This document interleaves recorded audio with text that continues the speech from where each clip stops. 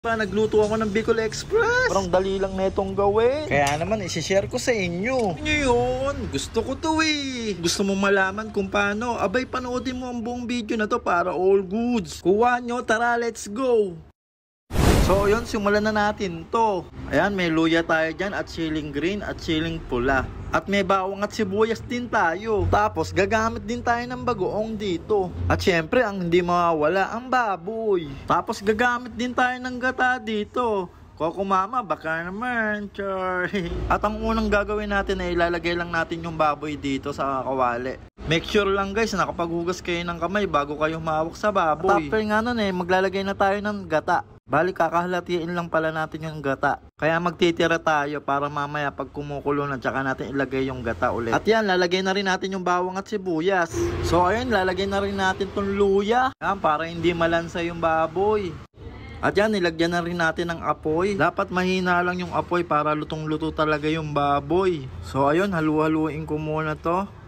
Tapos nga nun, tatakpan lang natin siya at pakukulungan natin siya ng 25 to 30 minutes. Tuto tayong mag-antay. O ganun yun, Mars. Dapat mag-antay tayo talaga. Para hindi tayo sa maling tao mapunta. Char! Kakataon na to, kumukulo na siya. Pwede na natin ilagay yung kalahati ng gata kanina. Yan, uubusin na natin. Para mas creamy. Yan, isusunod na natin to. Etong siling green at siling red, isa sa magpapasolid na lasa yan. Lalagay na rin natin tong bagoong. Makalimutan pa eh. Yan, ganyan kadami lang yung bagoong para hindi masyadong maalat. Sakto lang. Hahalu-haluin ko lang din to. Hanggang sa kumalat ang bagoong. Diba mga Mars, sobrang dali lang niyang lutuin. Pala mga Mars, hindi naman ako professional na nagluluto talaga. Binabahagi ko lang yung mga natututunan kong lutuin. I-try nyo din lutuin to. Sobrang dali lang nitong gawin. At yan, finally, luto na ang Bicol Express. Ako, patay na naman. Sigurado taob na naman yung kawali nito. Tingnan nyo naman kasi guys, napaka-solid oh. Ito yung mga tipong pagkain na madali lang iluto pero sobrang sarap.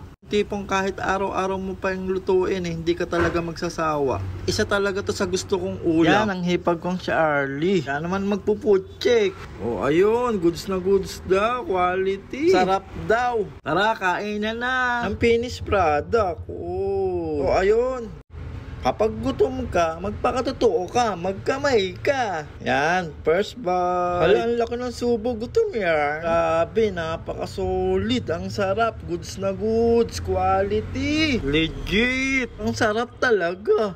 Approve. Nice move. Ang panalo ng lasa na yun. So ayun, paki-comment naman po kung tiga saan kayo para alam ko po kung saan nakakaabot yung video na to. Dito ko na rin po tatapusin yung video ko. Maraming salamat sa panonood. Hanggang sa muli. Aki kabuhat. Peace out. All good gang gang. Takik sa next vlog. Sheesh.